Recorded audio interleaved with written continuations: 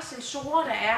Der er blandt andet sådan en farvegenkendelsessensor, som kan genkende sort og hvid og rød og altså de almindelige farver, grøn og blå og sådan noget. Hører I overhovedet efter derovre? Nej, det gør vi ikke. Men ellers så får I fandme eftersidning. Ja, okay. Ja. Så skal I fandme også lov til at lege med det. Ja, det får jeg også lige med. I skal nok få lov til at lege. Men I er nødt til lige at lytte først. Men der er sådan en farvesensor. Der er en lyssensor, som simpelthen kan genkende, om der kommer noget ind foran. Der er den der tryksensor. Så kan jeg ikke huske de andre. Der må I selv finde, for det kan jeg vise jer, hvor I finder, hvad det er for nogle forskellige sensorer, der er. Og så kan man tilkøbe nogle sensorer også. Men det er også bare, det er rigtig smart til at kunne vide, hvad kan man egentlig bruge skibet til. Men jeg har ikke fundet noget af at få dem til at virke nu. I har fået en computer hver. Og dem må I meget gerne enten tænde for, eller kigge herop, eller en kombination. Nu skal vi starte her. Det er bagenden eller sådan noget. Så laver vi streg. I skal køre ned på gulvet med den, ikke også? Så når man kører den ud over. Fordi man bliver lidt overrasket over, at den faktisk kører pisse hurtigt. Og så for eksempel så... Mål. Nej, tilbage, så det. Jamen, så vi ikke bare prøve at få den derhen? Jo, men så kan vi bare se, hvor langt vi kan få den. Så siger vi, så stopper vi herhen. Her for eksempel, ikke? Så får vi den til at køre derhen. Og så kan vi bare se, så ender vi nok med, når der er gået 1,5 time, så er vi her. I må ikke sidde og tegne. Men det gør vi heller ikke. Men ved du hvad, det er hun vil ikke trykke på den der før, det er det gjorde. Vi er anarkister, ikke også? Nej, det er lige det, Henrik han står og filmer. Så skal du... Nu skal vi starte det der program der. Og så skal vi prøve... Så skal vi sætte... Ja, den har I ikke været brugt til. Og det, I må gerne lukke den. Det er bare den her, jeg havde været i gang med. Vi rører ved den. Godt. Ja. Nu står den der. Det er vi enige om. Så skal den til at køre lige ud. Derhen til. Men så skal jeg jo ind i et eller andet ligehudsprogram. Jeg tror ikke, det er jo bedre at bare prøve at sætte og lave et eller andet, og så sætte det. Jeg tror bare, det skulle sidde ud. Jeg tror, at du har ret. Så vender den sådan der. Nå, men det er også der, når den drejer, så har den det der kugleleje der, sådan lige... Ja, så det er cool, at det... Så prøv at sætte den til 1,5 sekund. 2 sekunder. 1,5 sekund. Jamen, nu har jeg jo taget tiden væk lige. Så skal du have den Tag der den op lige lidt igen, sammen. ikke? Det er da ikke mig, det er da jeg, der siger, at jeg skal slette jer alt muligt irriterende, når I ikke bare hører til, hvad jeg siger. Nu er vi nødt til at have tiden igen. Hvorfor vil I have 2 af dem? Jamen, det er fordi, så kan den meget. Hvorfor? Vi skal have den der til at køre lige lidt længere. Men er det ikke bare at enten sætte den til at køre hurtigere, eller vælge lidt mere tid end det sekund? Hurtigere, den kører vel ikke samme afstand, eller hvad? Nej, ja, det... Nej, det Slå og mål. Ja, ja. Ja. Stop, Frost. Hold kæft, hun er god herovre. Så Hun er skal ikke den engang vant til dreje det. 90 grader til venstre.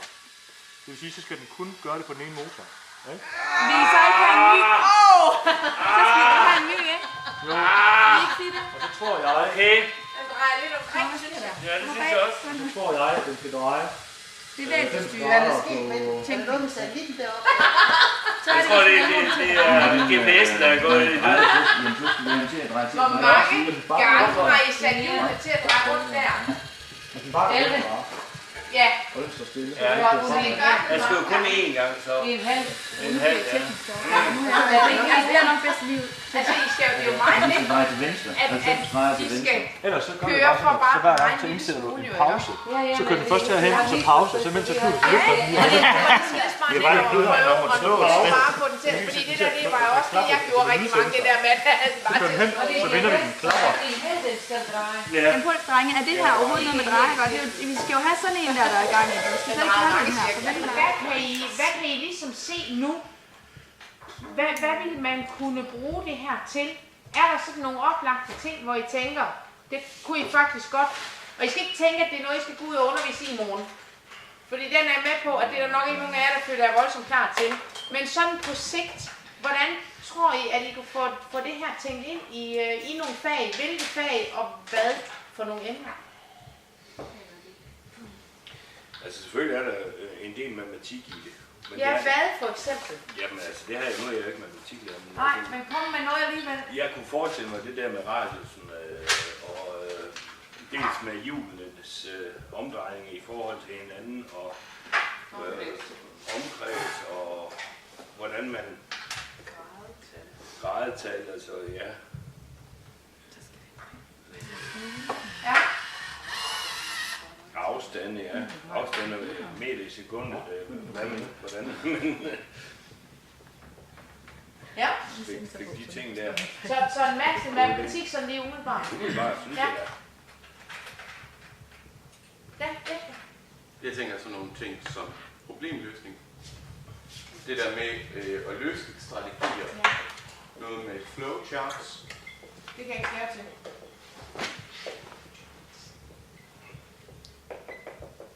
Ja, men systematisering. Ja, hvad tænker du på? Jamen det der med at... Det er den der måde at sætte dine tanker sammen på, og du kan sige, okay, først det her, så det her, så det her, ting, og få sat tingene op i en rækkefølge og få noget struktur på dine ting. Og det er egentlig der, jeg tænker, at det kommer ind. Og problemløsning, der tænker jeg mere det der med, at... Men det der med at også hele tiden kun ændre én ting, for det er i hvert fald også det, I oplever lidt, det der med, jamen det kan ikke nytte noget, vi ændrer, og det er der i hvert fald en naturvidenskabelig metode, det der med, at man er kun nødt til at ændre én ting ad gangen. Det kan ikke nytte noget, vi både ændrer den ene ting, og den anden ting, og den tredje ting, fordi så kører den altså på en anden måde, end man lige forventer. Ja. Det er jo Ja. Så selve hele den her problemløsningsting, man kan sige, i forhold til vores nye folkeskolelov her næste år, så skal vi jo til at tænke en hel masse innovation ind, og blandt andet sådan noget med det der i fagene. Og vi kommer jo til også at have en del af de her understøttende timer. Hvordan tænker I, det eventuelt kunne passes ind her? De der understøttende timer, de skal jo ligesom have et indhold af en eller anden art. Og det er jo ikke noget bestemt fag, de ligesom ligger til. Der tænker jeg da i hvert fald som naturfagslærer og som matematiklærer, hvis vi nu kan få noget af det her med ind, jamen, og få lagt beslag på nogle af de timer, før dansk eller nogle af de andre ting, jamen er det så ikke også med at få meldt ud, kan det her bruges?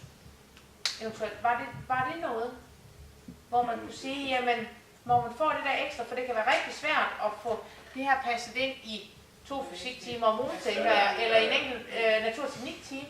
Men hvis man så lige pludselig havde 2 naturtekniktimer og 3 understøttende timer i løbet af ugen, jamen, så kunne man måske lidt bedre lige pludselig forholde sig til, jamen, ved det her arbejde, der får vi faktisk proppet noget problemløsnings, noget innovation på en eller anden måde netop. Jeg tænker bare i forhold til, hvis jeg skulle sætte mig ind i det her, det gad jeg ikke gøre alene. Nej. Så det vil sige, at så skulle man lave et eller andet herovre, hvor man mødtes 3-4 gange over nogle timer, og så sad og legede med det og fandt ud af det, fordi at sidde med det hjemme, det gider jeg ikke. Så vil jeg hellere se en fodboldkamp eller sammen med børn eller andet. Så det ville skulle til, det er, at der bliver en eftermiddag eller 2, hvor man ligesom, og så målrettet siger, jamen det er det her undervisningsforløb, vi skal lave noget til, eller hvad? Eller skal man finde på undervisningsforløbet, mens man sidder der? Ja. Både over af, er det ikke det, du tænker, Jesper? Så man prøver det af, så man selv bliver stærk i, eller sikker? Ja, for jeg forstår det slet ikke, og hvis jeg skal stå med elever, så jeg skal virkelig rustes, før jeg ville gøre det. Ja. Men hvis jeg var rigtig dygtig til det, så ville jeg også bruge det, tænker jeg. Ikke? Og der tror jeg, at vi lærer fra hinanden, og så skal man løse nogle opgaver, så man ligesom selv oplever, hvad det er. Altså, eleverne kommer igennem, ikke? Du skal også selv få lov til at få bygge det, og bygge op på det. Det var også det, vi oplevede, Lise. Vi synes, det var sjovt den dag, ikke? For det er bare lige en tand for avanceret, fordi det er for nyt nu, ikke? Men, ja.